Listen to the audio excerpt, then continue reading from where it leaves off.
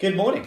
How are we doing? So I always go too fast, too quick with regards to dieting, exercising. What were you thinking? So wanted to touch on this yesterday. I was speaking to someone yesterday, and so many people bring this up. Like, I always go in, like, straight in. I have to do it all if it's going to work. I'm all or nothing. If I don't see anything move on the scales, I get demotivated. I lose motivation. You ever said that before? Let me know in the comments if that's you.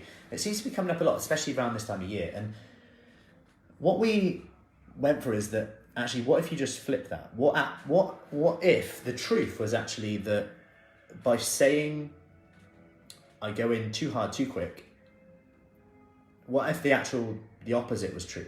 AKA, by going in too hard, too quick, you actually go in too slow. Because what normally happens when you go in too hard, too quick?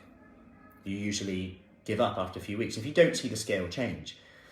And what's really interesting with this is, in fact, Tracy, one of the ladies in the Fruci Fit Marlborough crew, she said that in the first month she didn't lose anything, and then all of a sudden, in fact it was Kathy, didn't lose anything. I'll post it in the comments actually. Didn't lose anything, and it could have been quite easy for her to just go, it's not working. But fast forward now, and multiple stone down, fitter, stronger than ever. And what if she'd have given up? And my point here is actually, what if going too fast, too quick was actually slowing you down because your expectations are too high? And what if those thoughts we have when you say things like, good morning, Deborah, good morning, Stephanie. What about when you say things like, if I don't see a change in the scales, I think I'm failed? Just ask the question, where is the lie in that? Is that true? Can you 100% know that that's true? And when we start to bring on our rational brain and write this down, we start to go and really question our own beliefs and thoughts. Because, yeah, it's almost an easy way out, isn't it? To go, if I don't lose this week, I'm giving myself permission to quit. But actually, it's just feedback. It's feedback on a journey. And even if you look at the textbook dieting, textbook in the research, that people who lose weight and keep it off, like 1 to 2 pounds is absolutely fine. And they don't lose every week. When you look at the studies where people lose 10 pounds or more and keep it off for at least a year, they often have weeks where they don't lose weight. And actually, when you think about what a lot of people say when you start, and you can probably resonate with this, most people say, I want to be able to lose weight and keep it off. I want it to be a lifestyle change. But then yet, when we don't lose weight in a week, we think we've failed. But if it's going to be a lifestyle change, that's the clue is in the name. It's life. And hopefully you've got a long time to go yet.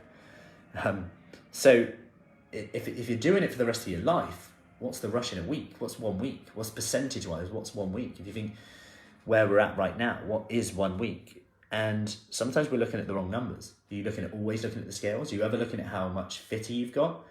Is your attention always on maybe what you're not doing, what other people are doing, which will just steal from your own success? Like, we can always look at someone else. Someone who's looking at what I'm doing going, oh yeah, I wish I could do that. And then I'm looking at someone else thinking, wish I could do that. Likewise, when we do a session, someone's like, oh, I wish I could do that. But and then they turn around and go, well, I used to do it. I used to do a push-up standing up against the wall. And it's about where you're at on your journey. And actually, when you focus on you, and it's you versus you, and you progress 1% every day, that's where the power is. Because that's it. There's tiny little habits. And it's really something that we're massively passionate about, in getting everyone to realise that what you can achieve. Imagine if you were 1 day away and you gave up.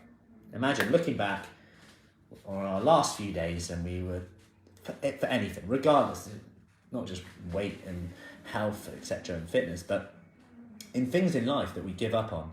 Imagine if you were 1 day away. And it comes back to asking that question, or questions. Is this choice bringing me short-term gratification or long-term fulfillment? And if we can carry that on our shoulder, that little question, just to nudge us in the right direction, keep on a post-it note, write it on your hand like the old days, the good old days. Is this bringing me short-term gratification or long-term fulfillment? Am I acting based on who I want to become or where I want to be, or not?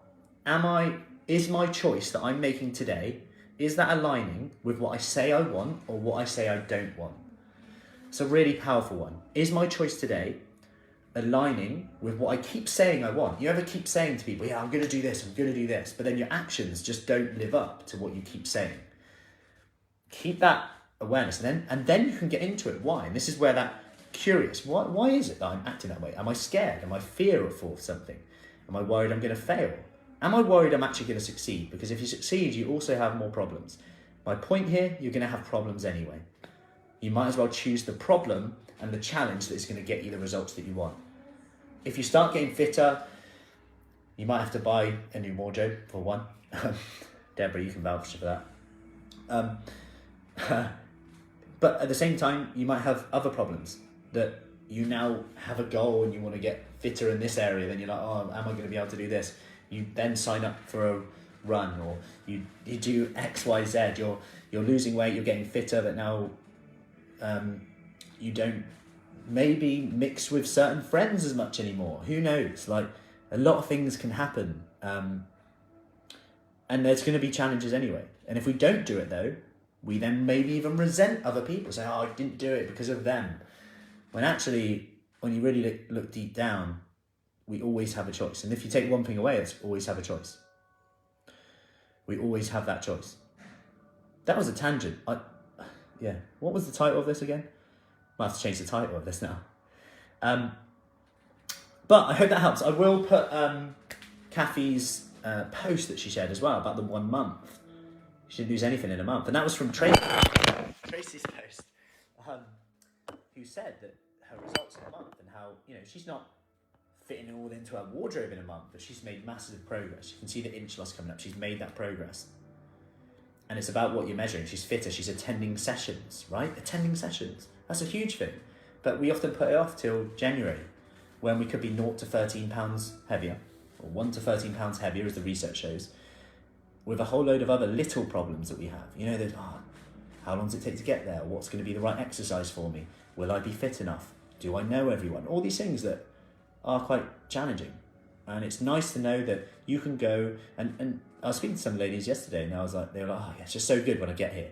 I don't have to think. I know I'm working hard. I'm pushing myself, but I'm not working so hard that I'm like, I'm working at my level, and I know I can do that. I've got to be okay with that. But I don't have to make those choices. What am I going to do? Is this the best? Am I doing it safely, effectively? Am I going to get injured? What do I do with this? How do I get stronger? I can ask questions. I have a laugh. I meet other people, and I know what I'm doing. I'm in a routine. And there's a lot to be said for that, for anything you want to do. Anything you want to do. Anyway. Great stuff, Deborah. Brad, awesome work. Any questions, as always, just let us know. If you want more information about our pre-Christmas habit program, we are starting on the 22nd of November. Yes, we start our Christmas program in November. But these are habits that are designed that you can do as part of your everyday life. Like literally slot in with your life. It's not like you need to eat a certain way, miss out on social events. This is what it's all about. Actually getting your little ammunition on your shoulder. So you've got the monkey on one shoulder, and we describe it like you've got these little habits on the other shoulder. These little nudges that just point you in the right direction, so you're feeling in control again. That'd be nice, right? So if you want more information about that, just comment with Christmas below.